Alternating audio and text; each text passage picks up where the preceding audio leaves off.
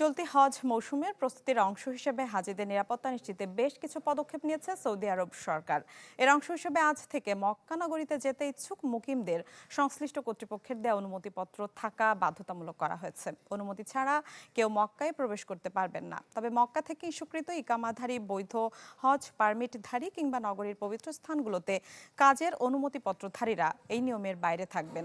চলতি বছর উমরা ভিসায় আগতদের জন্য সৌদি আরব ছাড়ার শেষ দিন নির্ধারণ করা হয়েছে 18 এপ্রিল।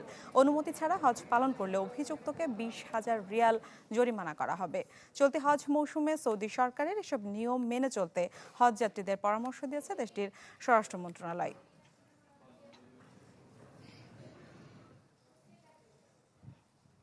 দর্শক, এ নিয়ে আরো বিস্তারিত জানবো। সৌদি আরব থেকে আমাদের সাথে যুক্ত হচ্ছেন সহকর্মী সৈয়দ আহমেদ। সৈয়দ, হাজিদের নির্বিঘ্নে হজ পালনের জন্য তো আমরা বেশ কিছু পদক্ষেপের কথা শুনছিলাম, আর কি নতুন কোনো পদক্ষেপ রয়েছে কিনা? আরেকটি বিষয় জানতে চাই, সেটা হচ্ছে হজ ভিসা বাধ্যতামূলক করা হয়েছে, এই বিষয়টি সম্পর্কে একটু বিস্তারিত জানাবেন।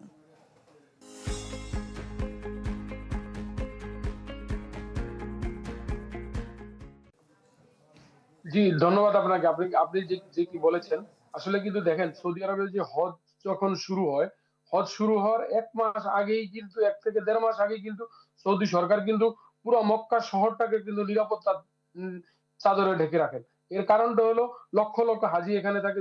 বিভিন্ন কোনো হাজির যেন কোনো নির্বিঘ্নে কোনো সমস্যা না হয়, তারা স্বচ্ছতার সাথে উমরা হজ সম্পূর্ণ করতে পারে। আরেকটি জিনিস হলো, আপনি যে কথাটি বলেছেন যে হজ ভিসা, এটা কিন্তু নতুন কোনো নাম নয়। যত হাজি বাংলাদেশ থেকে আসবে বা বহির্বিশ্ব থেকে যেখান থেকেই আসবে, প্রত্যেকটি হাজি কিন্তু হজ ভিসায় আসতেছেন। এতে হলো হজ ভিসা ছাড়া এখানে কোনো আসার কোনো সুযোগ নাই। এখানে ট্যুরিস্ট বা হজের পরে বা আগে যারা আসে তারা ট্যুরিস্ট ভিসা আসে, কেউ ভিজিট ভিসা আসে, কেউ আপনার এক্সিট ভিসা আসে, বিভিন্ন ভিসা বা বিজনেস ভিসা আসতে পারে। কিন্তু হজের সময় কিন্তু কোনো হাজি কিন্তু অন্য কোনো ভিসা এলাউড না, তারা হজ ভিসায় আসবেন। এবং এটা কিন্তু এইটাই নিয়ম।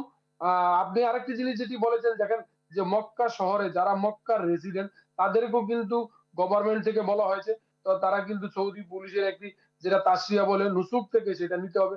এবং তারা কিন্তু সেখানে যারা কর্মজীবী আছে তারাও সেখানে এটা এই কাগজটি নিলে, যাতে যে নিরাপত্তা কোনো বিঘ্ন না ঘটে, তারা দেখলেই বুঝতে পারে যে এই লোকটি কিন্তু আসলে অনুমতি নিয়ে মক্কা এসেছে। আপনি জানেন যে লক্ষ লক্ষ হাজি আসবে, তাদের কিন্তু কারো না কারো রিলেটিভ আছে, তখন কিন্তু এটা আরেকটা গিয়ার সৃষ্টি হয়েছে যে আমার। আর আপনি জানেন যে হজের সময় কিন্তু এই যে লোকগুলি হয়, তাদের কিন্তু মক্কা শহরে মদিনাতে কিন্তু অনেক ক্রাউডেড চলে আসে। এই ধারাবাহিকতায় কিন্তু সৌদি গভর্নমেন্ট কিন্তু এই কাজটি করে থাকেন। আরেকটি জিনিস হলো, যারা অনেকে চিন্তা করেন যে উমরা ভিসা বা ভিজিট ভিসায় এসে এখানে হজ করবেন বা তাদের কোনোভাবে, কিন্তু এর প্রাইসে তো কিন্তু কঠিন থেকে কঠিন হবে। 20,000 রিয়াল কিন্তু জরিমানা হবে, তাদের কিন্তু জেল হতে পারে। বা এই যে জেল হওয়া বা ইয়েতে বা যে হোস্ট কান্ট্রি হবে, তার তার আইন অমান্য করাটা কিন্তু তাদেরকে কঠিন শাস্তি ভোগের সম্মুখীন হতে হবে। এই জন্যই কিন্তু সৌদি সরকার কিন্তু 18 তারিখে বলে দিচ্ছে যে যে যেখানেই থাকবে, যার মাধ্যমে যে এসেছে, যে কোনো এজেন্সির মাধ্যমে এসেছে, সবাইকে কিন্তু 18 তারিখের মধ্যে চলে যেতে হবে। এ না হলে কিন্তু ওই এজেন্সি গুলিও কিন্তু জরিমানার সম্মুখীন হচ্ছেন। আরেকটি জিনিস আপনাকে সর্বশেষ যে জিনিসটি জানিয়ে রাখি, যে এই যে হজ, যে হাজিরা যেন আসবেন, এই হাজিদের সর্বোচ্চ নিরাপত্তা এয়ারপোর্ট থেকে শুরু করে আপনি মক্কা বা যারা বা মদিনা যাবেন তাদের হোটেল পর্যন্ত, এবং এই যে এবাদত বন্দিগিরি করার জন্য কোনো ধরনের বিঘ্ন যেন না ঘটে, সেই জন্য কিন্তু এই মক্কার চাদরে কিন্তু আমি দেখেছি যে 3টি স্তরে কিন্তু এখনই 3টি স্তরে কিন্তু নিরাপত্তা শুরু হয়েছে।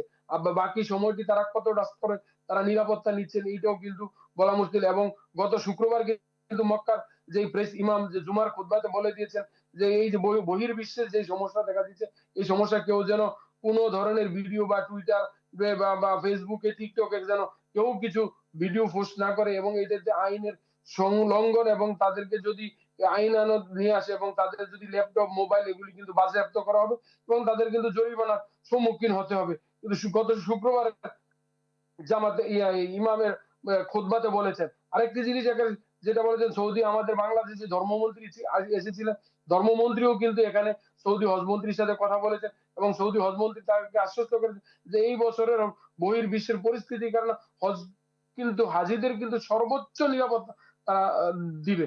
এটাই ছিল সর্বশেষ আমার কাছে তথ্য মিলা। জি, ধন্যবাদ আপনাকে। দর্শক, সৌদি আরব থেকে সৈয়দ আহমেদ আমাদের সাথে যুক্ত হয়েছিলেন।